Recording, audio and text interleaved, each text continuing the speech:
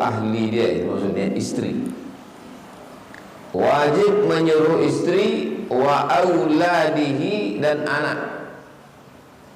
Kalau satu walad jamaknya aulad.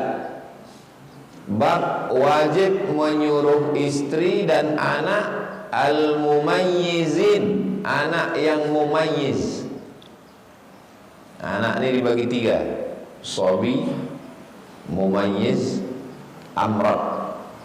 Sobi, budak kecil yang belum bisa dikasih arahan, setahun 2 tahun tak bisa dikasih arahan. Mumayyiz sudah mulai bisa dikasih arahan. Kalau lari-lari dia diginikan, duduk dia, itu mumayyiz. Jadi yang dibawa, yang diperintahkan wajib sembahyang itu yang mumayyiz.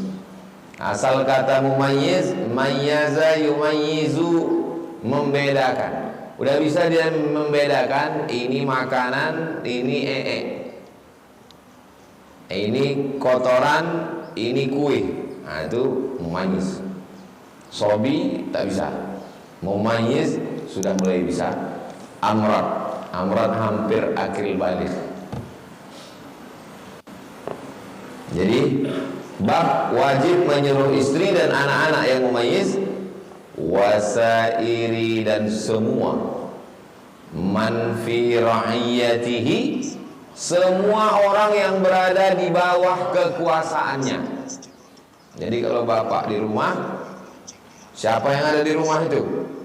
Asisten rumah tangga, tukang masak, tukang ledeng, jaga malam, security, driver, supir, semua yang ada di bawah wilayah kekuasaan bapak di rumah itu. Saya alhamdulillah semua di bawah kekuasaan saya, Pak Ustaz. Supir, tukang cuci, tukang setrika. Yang tak bisa saya kuasai satu, Pak Ustaz, bini saya.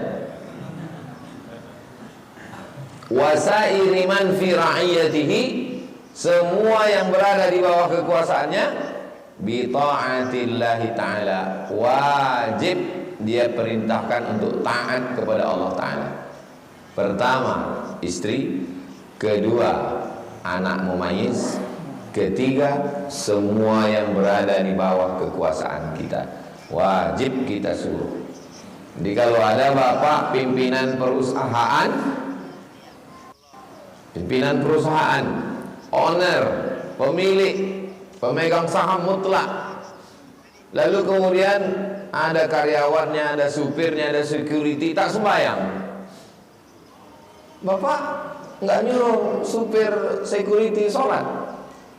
Masalah ibadah itu hubungan personal dengan Tuhan, Pak Ustaz. Ini belum ngaji lagi. Semua yang berada di bawah kekuasaan kita, wajib kita suruh. Security, supir, driver, office boy, kalian semua wajib sembahyang. Kalau tak mau sembahyang, angkat kaki dari perusahaan. Begitu. Kalau tidak, kita kan dari pagi kita dituntut dan tidak jalan. Oh, enggak enak lah Pak Ustaz. Kalau tak enak di tengah jalan, di awal jalan kasih tahu. Waktu wawancara itu, kamu mau ngelamar di sini? Iya. Aturan di sini sholat 5 waktu. Siap Pak. Kalau tidak, bawa surat lamaran kau ini. Bagi-bagi. Jadi sholat ini bukan hanya sekedar urusan kita personal dengan Tuhan. Kalian hanya saya urus kinerja di kantor. Adapun masalah urusan sholat bukan urusan saya. Oh, tak bisa begitu. Ini ajaran Islam. Ini melanggar HAM, Pak. HAM itu Yahudi. Pula cerita HAM. Wa nahyihim, melarang mereka. Nah, ini tadi menyuruh mereka. Menyuruh mereka sholat, menyuruh mereka bayar zakat. Wa nahyihim, wajib melarang mereka anil mukhalafah. Khalafa yukhalifu mukhalafah. Wajib melarang mereka melanggar syariat Islam. Bapak karyawan-karyawan di perusahaan itu puasa semua Pak? Nggak tahu saya Pak Ustadz, bukan urusan saya. Oh, tak bisa begitu. Wajib dia puasa. Kalau tidak Bapak akan dituntut di hadapan Allah Subhanahu wa taala. Wa ta'dibihim, wajib pula memberikan mereka ta'dib, adab.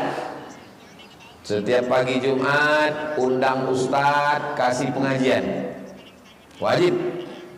Kalau bisa memberikan penyuluhan langsung. Pegawai-pegawai, karyawan-karyawan, jaga adab kita kepada Allah. Tak sanggup, undang ustadz dari MDI, dari IKMI, Ittihadul Mubalighin, dari IKADI, Muhammadiyah, Nahdlatul Ulama, Al-Jamiatul Wasliyah, Persatuan Tarbiyah Islamiyah, undang untuk memberi adab kepada karyawan. Wa man'ihim, melarang mereka, min irtikabi manhiyin anhu, melanggar semua yang dilarang Allah Subhanahu wa taala. Semua pegawai perusahaan ini yang laki-laki belum nikah jangan pacaran. Yang sudah berbini jangan makan siang bersama. Berawal dari makan siang, berakhir dengan bobok siang. 2 dari 3 laki-laki Jakarta berselingkuh. Jadi kalau ada 3, yang 2 berselingkuh. Bukan kata saya, judul film. Dah kacau dunia ini. Maka wajib dia itu, siapapun kepala rumah tangga, pimpinan perusahaan, pimpinan pemerintahan, punya wilayah kekuasaan, kita akan diminta tanggung jawab di hadapan Allah Subhanahu wa taala. Itu judulnya. Sekarang masuk ayat. Qala Allah taala, Allah berfirman, ayat yang pertama surat Thaha 132. A'udzubillahi minasyaitonir rajim. Kalau jumpa ayat, baca a'udzubillah di awal saja. Nanti jumpa ayat kedua ketiga jangan a'udzubillah lagi. Kalau dia di tengah surat tak pakai bismillah. A'udzubillahi minasyaitonir rajim, tak pakai bismillah. Kecuali di awal surat baru pakai bismillah. Wa'mur ahlaka, perintahkan istrimu bis shalah, suruh dia sembahyang. Banyaklah pertanyaan jamaah ke saya, baik langsung maupun pakai surat, baik offline maupun online. Ustadz, gimana cara menyuruh suami sholat? Laki pula tak sembahyang. Kok bisa ibu nikah sama dia? Karena saya pun juga dulu tak sembahyang. Setelah tua, taubat, takut mati, akhirnya bini sembahyang, laki tetap tak sembahyang. Maka balik ke hukum asal. Wa'mur ahlaka, suruh istrimu, suami yang menyuruh bini sembahyang. Wastabir 'alaiha, sabar.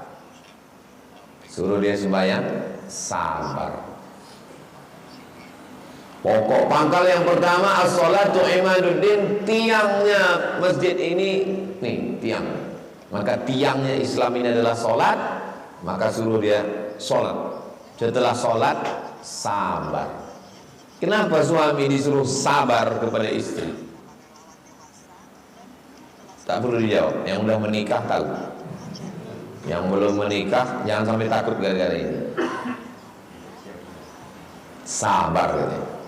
Sabarlah kamu terhadap.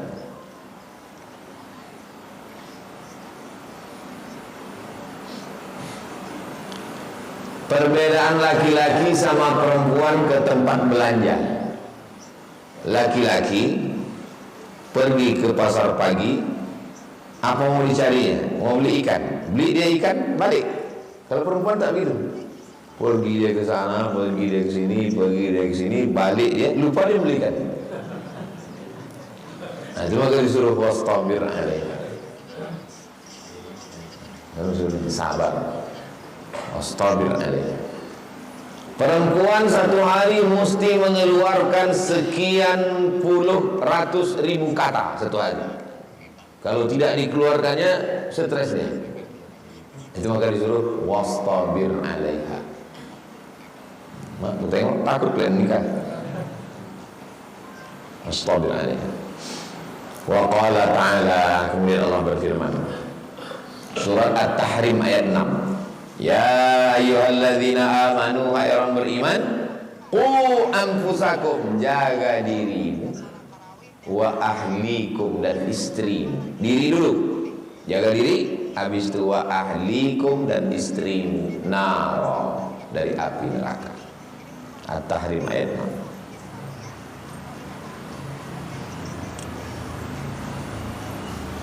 Berikutnya hadis. Judul sudah, ayat sudah, sekarang hadis. Bihi wa ilaihi, dengan sanadnya, dengan sanad saya sampai ke Imam Nawawi, dengan sanad Imam Nawawi sampai ke Abu Hurairah yang meriwayatkan hadis ini. Wa an Abi Hurairah, dari Abu Hurairah radhiyallahu anhu, qala, dia berkata, akhadhal Hasanu ibnu Ali, Nabi punya anak namanya Sayyidatuna Fatimah.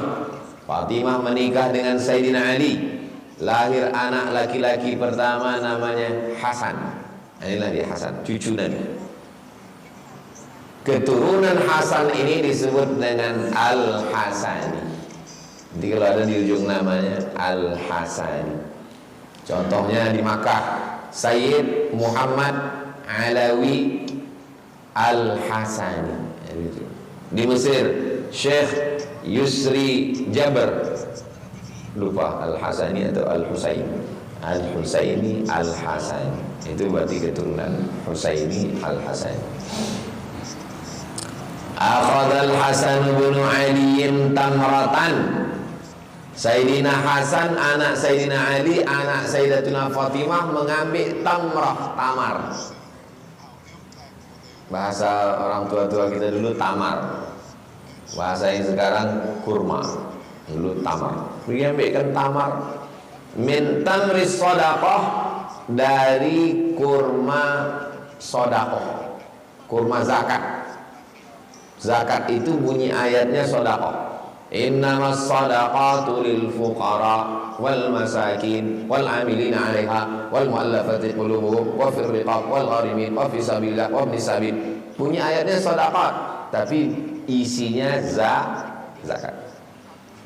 Datang Sayyidina Hasan, diambilnya kurma. Kurma ini kurma zakat, kurma sadaqah. Faja'alaha fihi, diletakkannya di mulutnya. Anak kecil diambilnya, diletakkannya di mulut. Faqala Rasulullah sallallahu alaihi wasallam, Nabi sallallahu alaihi wasallam berkata, kah. Kita kalau ada anak kecil makan yang kotor, jorok, makan tanah, makan rambut, apa kita? Nabi kata, kah, kata. Irmi biha, keluarkan, lemparkan, keluarkan. Ama alimta, apakah kau tak tahu cucuku? Apakah kau tak tahu wahai Hasan? Anna la na'kulus sadaqah. Kita, maksudnya Nabi dan anak cucu keturunan Nabi, la na'kulus sadaqah, tidak boleh makan sedekah, tak boleh makan zakat. Nabi mengirim surat. Yang membawa surat ini namanya Hatib bin Abi Balta'ah. Tukang bawa surat Nabi namanya Hatib bin Abi Balta'ah. Dibawalah surat Nabi ini dari Madinah, menyeberang Laut Merah sampai ke Alexandria, Iskandaria, Mesir. Sampai di Mesir, diserahkanlah surat ini kepada paus. Di Mesir itu ada pausnya. Mereka Kristen Ortodok Timur, tidak ikut Vatikan. Mesir tak ikut Vatikan, dia punya paus sendiri. Waktu saya ke Mesir, nama pausnya Senoda, udah meninggal. Datang Hatib, dikasihkannya surat Nabi ini kepada paus di Alexandria. Paus nih, paus itu membaca surat Nabi. Habis itu dilipatnya, dikasihnya minyak wangi, diciumnya, dikirimnya ke Nabi Sallallahu Alaihi Wasallam madu.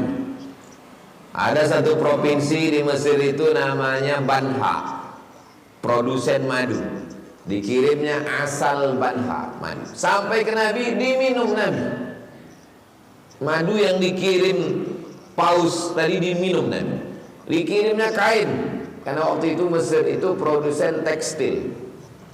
Disimpan, dipakai Nabi kain. Dikirimnya lagi bighal. Bighal itu lebih besar dari keledai, lebih kecil dari kuda. Dipakai Nabi. Dikirimnya lagi perempuan 2. Yang satu namanya Maria Al-Qibtiyah, adiknya namanya Sirin. Yang Sirin dikasihkan Nabi kepada penyair. Kalau mau perang itu ada yang membangkitkan semangat, penyair namanya Hasan bin Thabit. Nikah sama Hasan bin Thabit. Yang pertama Maria itu menjadi istri Nabi. Lahir anak Nabi dari Maria ini. Laki-laki meninggal umur 18 bulan. Namanya Ibrahim. Makamnya di Baqi. Pertanyaannya, anna la na'kulus shadaqah. Kita, saya, Fatimah, Hasan, Husain tak boleh makan sedekah. Kenapa Nabi menerima dari yang paus Mesir tadi? Karena yang dari Mesir tadi hadiah. Sedekah, zakat tak boleh, karena zakat itu kotoran. Mereka suci, tak boleh makan. Hadiah boleh. Makanya kalau ngasih itu jelas dulu. Jangan sampai dikasihnya kita makan, habis itu baru ngomong, maaf Pak, itu tadi utang. Jelas dulu akadnya. Ini punya Bapak, berpindah ke saya. Dari tangan Bapak berpindah ke saya sebagai apa? 1, hadiah. 2, hibah. 3, zakat. 4, sedekah. 5, wasiat. 6, hutang. 3, gadai. 8, jaminan. Sebagai apa berpindahnya barang itu ke saya? Maka yang membedakannya barangnya sama, perpindahannya sama. Yang membedakannya adalah akad.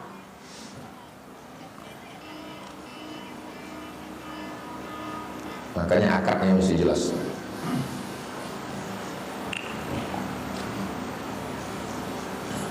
Saya tahun 2008 balik ke Pekanbaru, bulan Agustus, bulan Ramadan. 2008, sekarang 2025, berarti sudah 17. Ini 17 Ramadan yang ke-17 saya nih di Riau, di Pekanbaru. 17 kali udah Ramadan.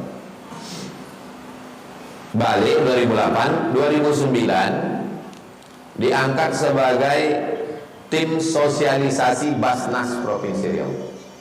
Kantornya di samping Anur. Suatu pagi, waktu kami sudah mau rapat, muncul masalah. Waktu pembagian zakat di Indragiri Hilir, Tembilahan. Ikhtilaf pengurus Basnas Tembilahan, apakah Syarifah ini dapat zakat atau tidak? Nah, ini Pak Ustadz, sebagian ketua Basnas, sebagian orang Basnas mengatakan Syarifah ini tak dapat. Kenapa? Ini dalilnya. Anna la na'kulus shadaqah. Kami tidak boleh makan sedekah. Kalau laki-laki dipanggil Syarif, keturunan Nabi itu kalau laki-laki dipanggil Syarif, kalau perempuan Syarifah. Jadi semua laki-laki yang Syarif ini keturunan Nabi, tanya dulu.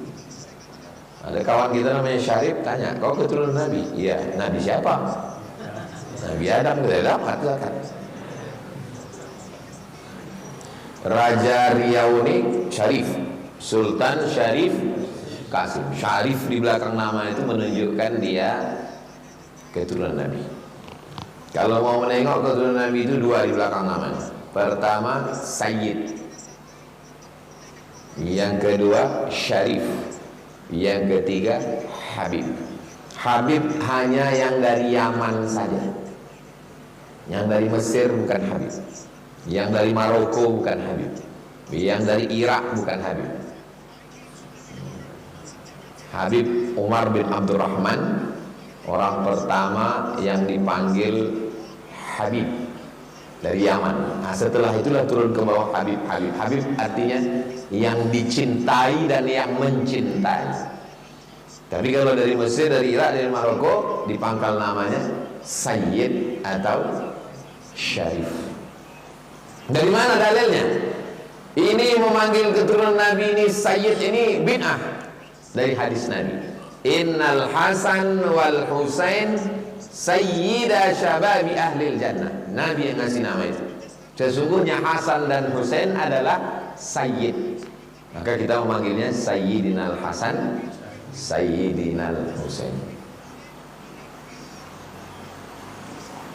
Inna fil jannati naran min laban li aliyin wa Husainin wa Hasan. Itu pujian untuk ahli bait. Inna fil jannati, sesungguhnya di dalam surga itu, nahran min laban, ada nahran, sungai, min laban, yang airnya susu. Li aliyin wa Husainin wa Hasan. Jadi yang mengkhususkan Hasan dan Husain itu bukan kita, Nabi. Karena kata Nabi, Innal Hasan wal Husain Sayyida syababi ahlil jannah. Sesungguhnya Hasan dan Husain adalah Sayyidah, pemimpin syabab, syabab anak muda ahlil jannah. Jadi ini anak-anak muda ini yang masuk surga nanti. Ini pemimpinnya adalah Hasan dan Husain. Jadi kami yang tua ini tak masuk surga, Pak Ustaz.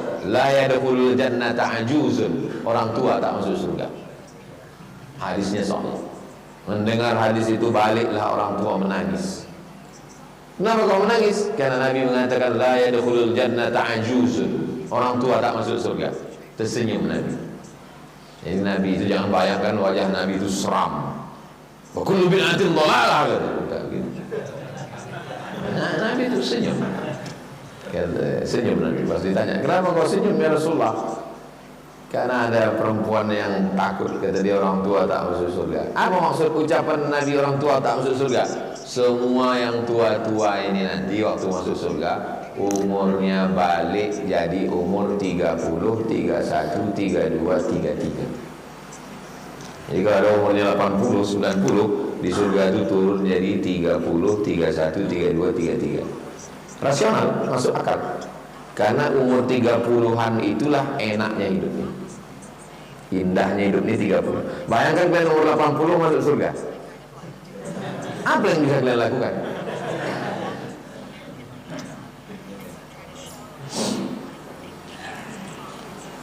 Hadis ini muttafaqun alaih, disepakati atasnya. Maksud disepakati, sepakat Imam Bukhari, Imam Muslim memuat dalam kitab mereka. Ada dalam Sahih Bukhari, ada dalam Sahih Muslim. Jadi Pak Ustaz kalau datang nanti Sayyid, Syarif, Habib datang ke Basnas, saya ini susah Pak, kasihlah saya zakat. Dikasih atau tak dikasih? Ikhtilaf. Maka waktu itu saya ditanya, "Cemana nih Ustaz Somad? Syarifah nih kita kasih atau tak kita kasih?" Tunggu dulu, saya buatkan satu makalah supaya nanti kalau datang orang macam-macam kita punya bukti, kita kasih. Tunggu, kasih saya waktu 2 hari. Saya tuliskanlah makalah bahwa Nabi, keluarga Nabi, keturunan Nabi tidak dikasih zakat. Dalilnya ini, la na'kulus shadaqah. Kenapa mereka tidak dikasih zakat? Karena mereka sudah dapat khumus, khamsah 5, khumus 1/5. Dari mana 1/5 itu? Dari rampasan perang. Wa'lamu annama ghanimtum min syai'in, ketahuilah kalau kamu dapat ghanimah, harta rampasan perang, fa inna lillahi khumusahu walir rasul, Allah dan Rasul dapat 1/5. Misalnya perang kita, kemudian kita dapat 1 miliar. 1/5 dari 1 miliar 200 juta. Maka untuk Sayyid 200 juta. Tapi karena sekarang tidak lagi ada ghanimah, maka Sayyid syarifah tetap dapat zakat. Akhirnya Basnas memutuskan syarifah tetap dikasih zakat karena tidak lagi dapat khumus sekarang. Jelas? Mana tahu nanti terjadi konflik di ini kan sudah mau dekat ini. Datang sayyid, datang syarif, datang syarifah di kota antum masing-masing. Pas pulang ke kampung, bingung, antum jawab. Sebetulnya mereka tidak dapat karena Nabi mengatakan la na'kulus shadaqah. Kenapa mereka tak dapat? Karena sudah dapat khumus, 1/5 dari rampasan perang. Tapi karena sekarang tak lagi ada ghanimah, tak ada khumus, maka balik ke hukum asal, mereka tetap dapat zakat. Akhirnya kata ketua Basnas, kau jangan jadi anggota Basnas. Kau tahu, yang lain itu kau timbang aja lah katanya. Wa fi riwayatin, dalam riwayat lain. Tengok hebatnya hafalan Imam Nawawi. Ternyata hadisnya satu tapi bunyi teksnya bisa banyak. Wa fi riwayatin, dalam riwayat lain apa bunyinya? Anna la tahillu, anna kita ini wahai Hasan, la tahillu, tak halal. Tak halal berarti haram. La tahillu lana, tidak halal bagi kita sedekah. Tidak halal bagi kita sedekah. Tak halal bagi kita mengambil zakat ini wahai Hasan. Sayyidina Hasan meninggal diracun, makan racun. Datang Husain bertanya, sebutkan nama orangnya Bang Hasan, ya ku pancung kepalanya. Kata Hasan, sudah ku maafkan. Hasan sama Husain yang lembut Hasan, Husain keras. Husain dijanjikan oleh pasukan Yazid anak Muawiyah berdamai. Datanglah dia membawa keluarga dari Madinah sampai di Karbala, dipanah mereka, dibunuh mereka, meninggal Sayyidina Husain. Waktu dia mau berangkat itu